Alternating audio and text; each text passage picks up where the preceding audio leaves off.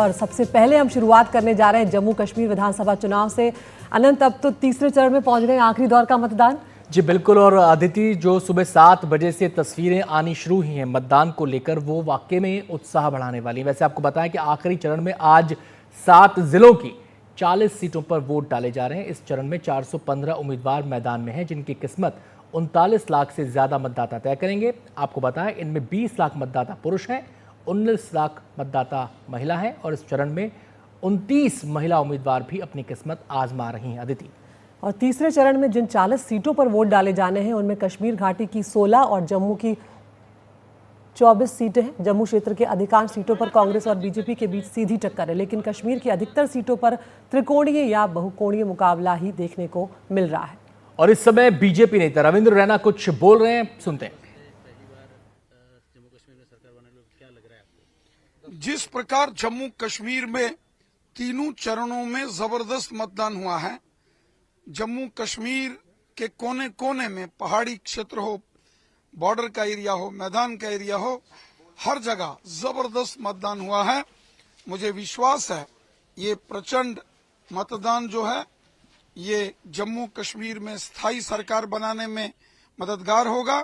जिस प्रकार माननीय प्रधानमंत्री मोदी साहब और माननीय गृह मंत्री अमित शाह साहब ने जम्मू कश्मीर में अमन, शांति, खुशहाली और विकास को मजबूत किया है, जम्मू कश्मीर में भाईचारे को मजबूत किया गया है, मुझे विश्वास है कि जम्मू कश्मीर की जनता दिल खोलकर भारतीय जनता पार्टी को, मोदी साहब और अमित शाह साहब को सपोर्ट करेगी और जम्मू कश्मीर की अगली सरकार भारतीय जनता पार्टी की होगी। हिजबुल्लाह के नेता नसरुल्लाह को इजरायली सेना के हमले में मारा गया, उसके बाद कश्मीर के अंदर मार्च भी हुई, इस मुद्दे पर क्या कहेंगे?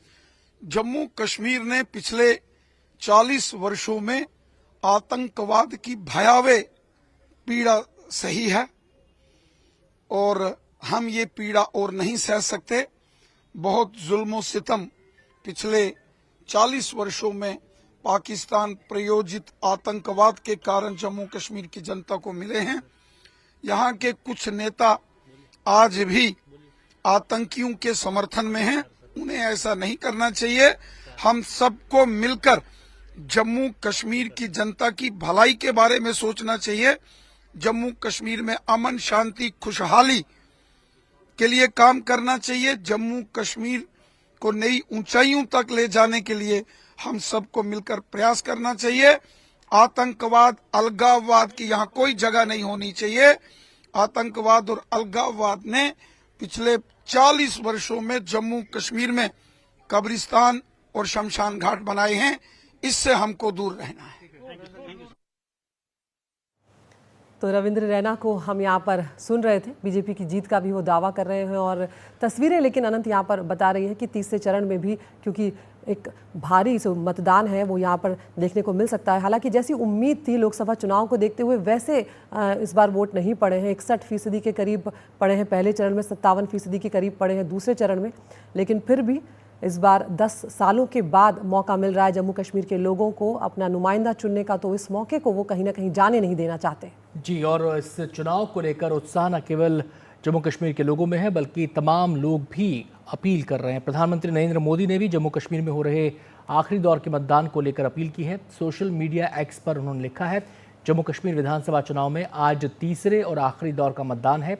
सभी मतदाताओं से मेरा अनुरोध है कि वो लोकतंत्र के उत्सव को सफल बनाने के लिए आगे आएं और अपना वोट जरूर डालें। मुझे विश्वास है कि पहली बार वोट देने जा रहे युवा साथियों के अलावा नारी शक्ति की मतदान में बढ़ चढ़कर भागीदारी होगी। तो यहाँ पर प्रधानमंत्री एक बार फिर से हर चरण की तरह लोगों से मतदान की अपील करते हुए नजर आ रहे हैं और वो कह रहे हैं कि बढ़ चढ़कर इसमें हिस्सा लें और खासकर युवाओं से, महिलाओं से वो हर बार की तरह विशेष अपील करते हुए नजर आ रहे हैं कि वो ज़रूर आगे आएं और अपनी भागीदारी जो है वो सुनिश्चित यहाँ पर करें। तो यहाँ पर जम्मू कश्मीर का चुनाव इस मायने में भी बहुत अहम होगा क्योंकि पहले के मुकाबले परिस्थितियां बहुत बदली हैं। बहुत कुछ अनुच्छेद 370 के हटने के बाद बदला है। अगर हम आतंकवाद की नज़र से देखें तब भी बहुत फ़र्क यहाँ पर जो है वो आ चुका है। और इस मुद्दे पर अब जम्मू कश्मीर को लेकर बात करने के लिए हमारे साथ दो खास मेहमान हमारे साथ जुड़ने जा रहे हैं। नीरजा चौधरी हैं, वरिष्ठ पत्रकार, और हमारे साथ अक्षत गोयल हैं, को फाउंडर हैं ध्रुव रिसर्च के। नीरजा जी, पहले आपके पास ही मैं यहाँ पर आना चाहूँगी। 2 चरण का मतदान हो चुका है नीरजा जी, लेकिन आज भी एक बड़ा तबका जो है, एक बड़ी संख्या में वोटर जो हैं वो वोट डालने जा रहे हैं। क्या अब तस्वीर कुछ कुछ साफ होती हुई आपको नजर आ रही है? क्योंकि मैं ये जानती हूँ कि आपका अनुभव जो है, आपके जो प्रेडिक्शन है वो करीब करीब सही बैठते हैं। देखिए, तस्वीर तो स्पष्ट होती नहीं दिख रही है, क्योंकि इतने सारे कैंडिडेट्स हैं इस बार। हर कॉन्स्टिट्यूंसी में, अभी नॉर्थ कश्मीर से आई हूँ वापस, जहाँ की आज 16 कॉन्स्टिट्यूंसीज में मतदान होगा। जम्मू में, जैसा आपने कहा, 24 में होगा, जो कि बहुत महत्व रखता है भाजपा के लिए जम्मू में वो ये कॉन्स्टिट्यूंसीज, और एनसी के लिए भी ये बहुत महत्व रखता है नॉर्थ कश्मीर में। वहाँ की बहुत नंबर्स में इंडिपेंडेंस खड़े हुए हैं। तो ये कहना कि क्या होने जा रहा है, बहुत जो माहिर लोग हैं चुनाव को स्टडी करने वाले कश्मीर, वो कहते हैं पहली बार हमें समझ नहीं आ रहा है कि किस तरफ जा रहा है मामला, कहाँ कौन जीतने वाला है।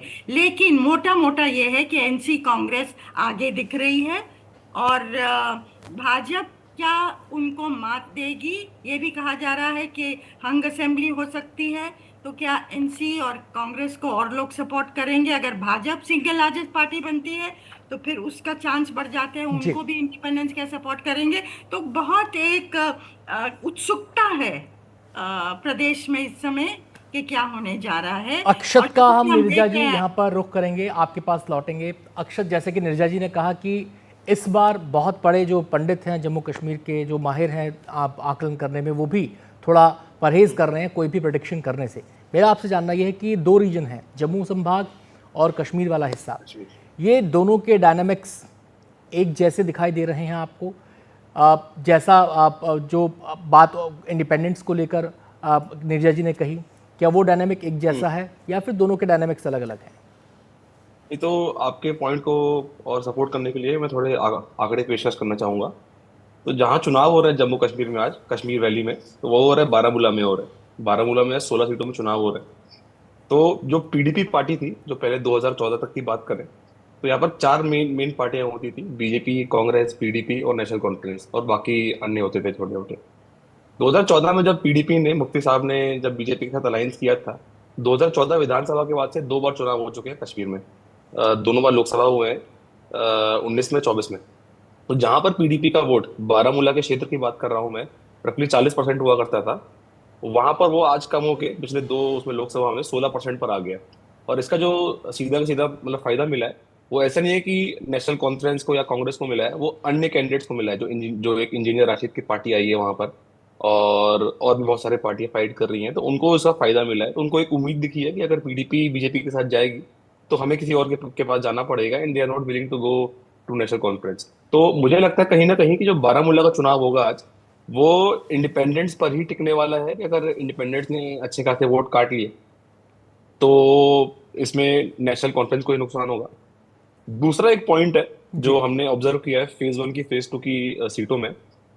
फेज 1 की फेज 2 की सीटों में देखने को मिला है, जो कश्मीर घाटी में चुनाव हुए हैं उसमें महिलाओं ने रफली 8% कम वोट किया पुरुषों से, और जम्मू क्षेत्र में महिलाओं ने 2-3% पुरुषों से ज्यादा वोट किया है।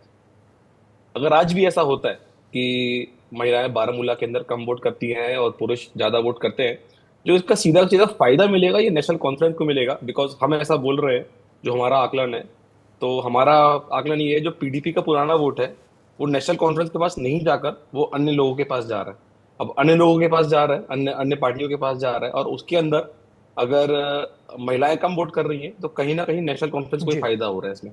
तो हमें लगता है कि बड़ा दिलचस्प चुनाव होने वाला है आज। कि एक तरफ मैं अपने पहले पॉइंट में बोल रहा हूँ कि नेशनल कॉन्फ्रेंस को थोड़ा सा नुकसान है अन्य के, और दूसरे पॉइंट में बोल रहा हूँ कि महिलाएं कम वोट करने आई हैं, तो इसका कहीं ना कहीं फायदा मिल सकता है। ये अक्षय जो बात आप कह रहे हैं नीरजा जी, ऐसे में अगर हम रीजनल पार्टीज की बात करें, पिछले कुछ सालों में हमने देखा है कि वो जनाधार जो होना चाहिए था वैसा नहीं देखने को मिला, चाहे वो नेशनल कॉन्फ्रेंस की बात करें चाहे पीडीपी की बात करें। तो ऐसे में क्या इंडिपेंडेंट जो है वो यहाँ पर खेल पूरी तरह से अपने हाथों में लेते हुए नजर आएंगे, यानी कि कहीं ना कहीं नतीजों के बाद कंट्रोल होगा उनके पास?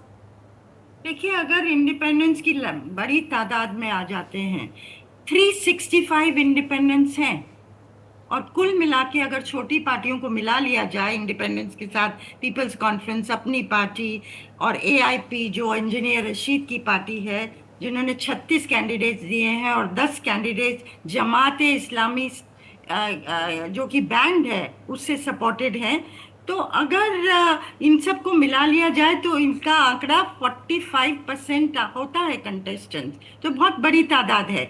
अगर एक महीने पहले तक की बात की जाए तो बहुत लोग कह रहे थे, दिल्ली में भी कह रहे थे, वहां भी कह रहे थे कि एनसी और कांग्रेस स्वीप करेगी, लेकिन जैसे जैसे दिन गुजरते गए सारा मामला एक सवाल लगता गया। अब भी ऐसा नहीं है कि सिंगल लार्जेस्ट पार्टी के रूप में नहीं उभरेगी एनसी और कांग्रेस का जो कंबाइन है, ये संभव है, बहुत लोग ये मानते हैं। पर क्या भाजपा इतना उछाल ले सकती है जम्मू में कि वो 30-35 तक, 34-35 तक पहुंच जाए और इंडिपेंडेंस के साथ सरकार बना ले?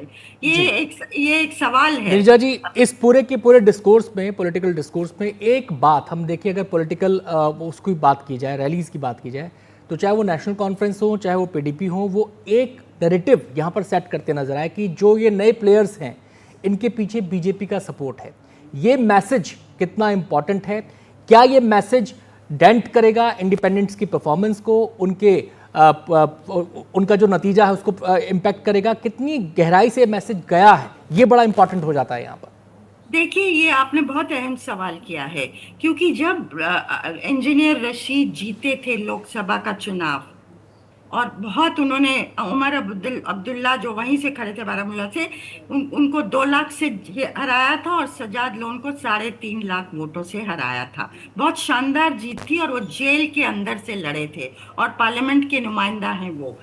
लेकिन वही इंजीनियर रशीद आज जब अपने लोगों को बोल में ले जा रहे हैं तो एक सवालिया चिन्ह लग गया है, क्योंकि उनके ऊपर कहा जा रहा है कि वो प्रॉक्सी हैं भाजपा के, उनको बेल पे कैसे रिलीज किया और लोगों को नहीं रिलीज किया। और ये और भी इंडिपेंडेंस का नाम लेके लोग कहते हैं कि वो सरकारी हैं, बीजेपी की प्रॉक्सी हैं, बीजेपी की बी टीम है, इसलिए खड़ा किया गया है कि एनसी की वोट को काटेंगे और आगे जाके जरूरत हुई तो वो भाजपा के साथ हाथ मिलाएंगे। हालांकि वो करना बहुत मुश्किल होने वाला है, एनसी की वोट काटना। हाँ, तो ये मैसेज काफी हद तक गया है। मैंने जो देखा नॉर्थ कश्मीर में, सेंट्रल कश्मीर में, ये मैसेज काफी हद तक डैमेज किया है। बिल्कुल। और एक और बात भी है ना, अगर एक महीने पहले तक लोगों ने मन बना लिया था कि एनसी कांग्रेस को हम वोट देंगे, तो क्या मन इतनी जल्दी बदल जाएगा? हालांकि इंडिपेंडेंट और तरह के भी हैं, ऐसा नहीं कि सारे इंडिपेंडेंट सरकारी होंगे, पर ये मैसेज ये डैमेज हुआ है। जी अक्षत, यहाँ पर मुद्दों की अगर बात की जाए और अगर युवाओं को यहाँ पर जोड़ा जाए तो युवाओं के जहन में क्या मुद्दे रहे? क्योंकि बहुत से ऐसे युवा हैं जो पहली बार मतदान करने जा रहे होंगे, क्योंकि 10 सालों के बाद मौका मिल रहा है। भले ही अगर वो उस वक्त 18 के भी रहे होंगे तो अब जाकर उन्हें मतदान जो है वो करने का मौका मिला है। ऐसे में क्या बेरोजगारी और जो दूसरे जो अपने बुनियादी जो समस्याएं होती है वो मुद्दे यहाँ पर हावी नजर आ रहे हैं, या अभी भी आतंकवाद जैसा मुद्दा वो भारी पड़ रहा है यहाँ पर? तो यदि आपकी बात बिल्कुल सही है। जो यहाँ पर चुनाव हो रहे हैं बिल्कुल ही बेसिक नीड्स पे हो रहे हैं कि हम लोग को मतलब रोजगार चाहिए, महंगाई बहुत ज़्यादा है, कश्मीर में हम लोग को लोकल जॉब चाहिए या जम्मू में भी लोकल जॉब चाहिए। तो ऐसा नहीं है कि ये सिर्फ कश्मीर के लिए है, ये चीज़ हम लोग जम्मू में भी देख रहे हैं। जो जम्मू का क्षेत्र है, जो ये सब पॉइंट आते हैं कि आर्टिकल 370 हो जाए या आतंकवाद, ये सब चीज़ें बहुत नीचे आ रही हैं प्रायोरिटी में। लोगों को अभी भी चाहिए कि उनको मतलब पैसे मिल जाएं, वो लोग अपनी कमाई बढ़ा पाएं, वो लोग अच्छे से खा पाएं, अच्छे से रह पाएं। और एक चीज और हम लोग और देख रहे हैं, छोटी सी जो कश्मीर क्षेत्र में डिमांड है वो आर्टिकल 370 तो नहीं, बट स्टेटहुड को लेकर है कि उनको स्टेटहुड का, कि भाई दुनिया को या जनता को नहीं पता होता कि आर्टिकल 370 का मतलब क्या है, बट उनको पता है कि पहले उनका पूर्ण राज्य नहीं था, मतलब पहले उनका पूर्ण राज्य था और आज के टाइम में उनका पूर्ण राज्य नहीं है। उनके कंट्रोल में पुलिस नहीं रहती है, उनके पास बहुत सारे अधिकार नहीं रहते जो पहले होते थे। इतने लोगों में एक जागरूकता है, तो उसकी भी एक डिमांड मैं देख रहा हूँ। बट अगेन बेसिक जो डिमांडें हैं वो अनएम्प्लॉयमेंट और महंगाई को लेकर।